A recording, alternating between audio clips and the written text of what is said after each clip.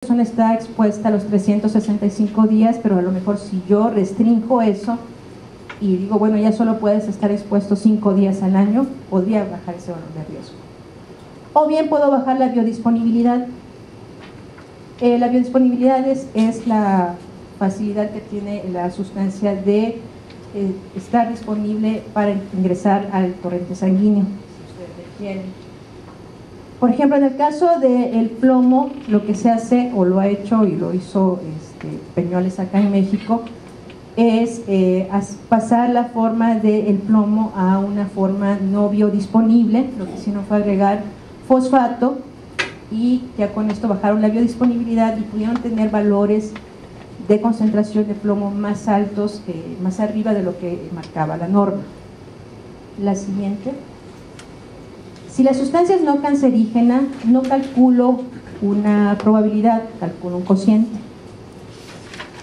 Y ese cociente resulta de dividir la dosis de exposición, que ya vimos cómo se calcula, entre ese valor seguro de la dosis de referencia que yo obtuve de la base de datos del índice donde yo haya consultado. Si la dosis de exposición es mayor a la dosis de referencia, o sea, si el numerador es mayor que el denominador, el valor va a tener un valor de 1. Entonces, cocientes de peligro mayores de 1 los considero como valores de riesgo porque se superó esta dosis de referencia que era la segura. ¿Y qué tengo que hacer en ese caso? Lo que ya dijimos, o reduzco las concentraciones aplicando una tecnología de remediación, o bajo la biodisponibilidad, o también restringo las condiciones de exposición. Podría también tapar el sitio, o sea, que se está haciendo en algunos lugares, o sea, cancelo la exposición que puede haber por aire. Ok, acá tenemos para sustancias no cancerígenas en suelo, la ecuación de riesgo para la vía de ingestión. Debemos tener o calcular un riesgo para inhalación y otro para contacto dérmico. Acá estamos hablando para ingestión, sustancia no cancerígena. Me interesa conocer el cociente de peligro. Esto es la ecuación que ya vimos de exposición. Lo divido entre la dosis de referencia y veo si el valor es mayor o menor que 1. Si es sustancia cancerígena, voy a calcular el riesgo. Aquí mismo tengo lo que es la dosis de exposición, lo multiplico por el factor dependiente de cáncer, por la potencia de la sustancia, y veo si el riesgo, qué probabilidad tengo, si rebaso el valor de riesgo aceptable. Si fue de 1 por 10 a la menos 6, lo comparo con ese valor. Siguiente.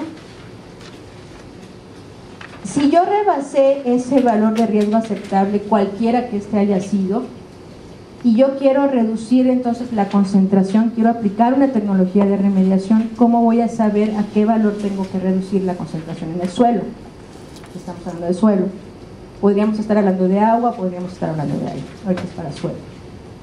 Como yo sé cuál es el valor de riesgo aceptable que deseo, si el valor es de 1 por 10 a la menos 6, y yo conozco todos los demás valores de exposición y el factor dependiente de cáncer de la sustancia, lo que hago es despejar la concentración del suelo o el agua o el aire o lo que sea, y ya puedo obtener cuál es la concentración que va a hacer que yo tenga el valor de riesgo aceptable que yo dije de antemano que deseaba tener. La siguiente. Estos que presento en la tabla son valores de... Me quedan 10 minutos. Bueno, son valores típicos. Correcto. Disculpe, estamos en la diapositiva 75. Ok, así.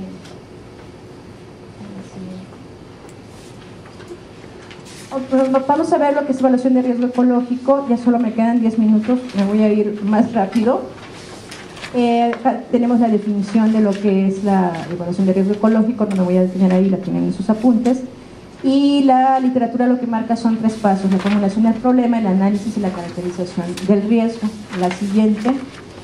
Una cosa que tenemos que tener en cuenta es que aunque nosotros nos digan que quiero que me evalúes el riesgo de una especie X en un lugar muy determinado, siempre tenemos que tener en cuenta las relaciones entre los medios. O sea, puede ser que les digan que quieren de esta parte del suelo y tienen que considerar siempre la migración de la sustancia, porque puede ser que al final afecten un cuerpo de agua y si el hombre está ahí también presente, también tendrían que considerar esas cadenas tróficas que pueden llevar hasta acá. O sea, no son cuestiones aisladas. Y como ya decíamos, siempre tiene que ser un grupo multidisciplinario, ¿no? Una sola persona no podría hacer eso. Lo siguiente. La formulación del problema es muy similar a lo que ya vimos en la evaluación de riesgo de la salud, es describir cuál es el problema, cuáles son las posibles fuentes, etc. El análisis comprende lo que es la caracterización de la exposición, muy similar a lo que vimos en riesgo a la salud, la caracterización de los efectos, y finalmente hacemos igualmente una caracterización del riesgo. En la siguiente. En la formulación del problema reúnen la información, hacen la caracterización ambiental, definen los objetivos de evaluación y hacen el modelo conceptual. Una cosa diferente que tienen que hacer acá es una caracterización biológica. Necesitan saber qué especies tienen ahí. En el análisis necesitan caracterizar la exposición, determinar la dosis de exposición, vamos a ver más adelante cómo, caracterización de los efectos y finalmente hacer una caracterización del riesgo. La siguiente. Para hacer la descripción del sitio tienen que hacer visitas al sitio, hacer una ubicación, buscar información histórica, etc. La siguiente. ¿Cómo van a hacer la caracterización biológica? Tendrán que poner trampas o lo que sea necesario. Puede ser que ya tengan listados previos de esa región a ustedes van. Lo ideal es que hagan el muestreo en sitio. Y tienen que muestrear todo, bueno, dependiendo de cuáles son sus objetivos, insectos, aves, mamíferos, etc. La siguiente. Al final lo que tengo que obtener es una lista de qué especies existen, dónde están distribuidos, qué es vegetación, qué tipo de vegetación, cómo está formada la comunidad, si son fauna, cuáles son sus características físicas, fisiológicas, peso corporal, talla, peso, cómo ingieren agua. Y acá en México, muy importante, tenemos la norma 059 que nos determina especies sujetas a protección especial. Si tenemos una especie en ese listado, es conveniente que la tomemos. La siguiente que tenemos, no, al revés.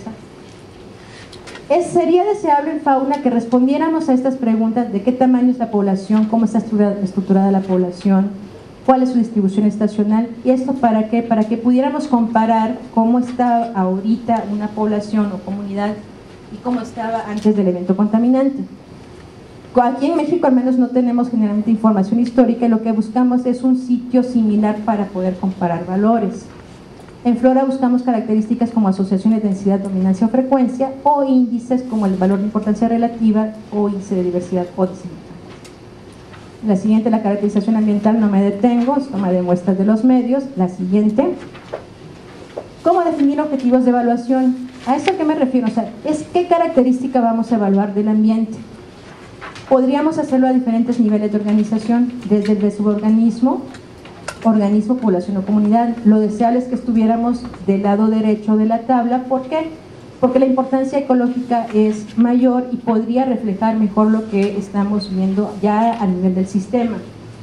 Es muy difícil de medir, podrían tardarse años y muchas veces lo que hacen, ahorita aplican muchas pruebas a nivel bioquímico, pero lo difícil ahí es tomar decisiones por efectos que se vean a nivel bioquímico en una sustancia, que sería, bueno, desde mi punto de vista, un poco peligroso, ¿no? Una medida como la media sería tomar decisiones considerando efectos a nivel de organismo. La siguiente, ¿cómo elegir a los objetivos de evaluación? Porque sea de relevancia social, que sea de relevancia biológica, o sea, muy importante para el flujo de energía en el sistema. Me quedan 5 minutos. Que sea muy claro, o sea, no pueden evaluar la salud de una especie, eso no es claro. Tendrían que evaluar que voy a evaluar efectos hepáticos en una especie X, es algo muy claro. Que sea fácil de medir, o sea, puede ser que el resultado sea muy bueno, pero si medirlo me va a costar millones de pesos, no puedo tomar eso. Y que sea sensible esa especie o lo que vayan a tomar a la sustancia que quieren evaluar. La siguiente. El modelo conceptual describe lo mismo, o sea, la fuente, los medios contaminados, a quienes afecta, y se complica un poco más porque obviamente tienen muchos más tipos de receptores. Acá están agrupados por clase taxonómica y por tipo de alimentación, y están marcadas cuáles son las transferencias a lo largo de la cadena trófica. La siguiente. La caracterización de la exposición, necesito determinar a qué están expuestos. Si son organismos que están en contacto directo con los medios, como podrían ser los peces que están inmersos en el agua o la mesofauna del suelo, tendrá que tomar concentraciones en unidades de miligramo por kilogramo, y si son ya organismos terrestres, tomaré dosis en miligramo por kilogramo por día. La siguiente. Vías de exposición. Podrían evaluarse inhalación e ingestión de contacto dérmico. Generalmente se evalúa solo ingestión. Hay estudios que demuestran que entre el 90 y 95% del riesgo se debe a esta vía, entonces, y además casi siempre solo van a encontrar valores toxicológicos para esta vía. ¿Cómo expresar la dosis de exposición? Esta es una manera muy simple de expresarla. La dosis de exposición es igual a la concentración en la sustancia o medio físico por la tasa de ingestión entre el peso corporal. Puede complicarse un poco más, no voy a entrar en esto. En la guía de evaluación de riesgo vienen algunos ejemplos de dosis. Y los valores toxicológicos de referencia, o sea, el equivalente a lo que fue esa dosis de referencia en humanos. Si estamos hablando de concentraciones, podríamos hablar de la concentración letal 50 o la efectiva 50 o la de no efecto.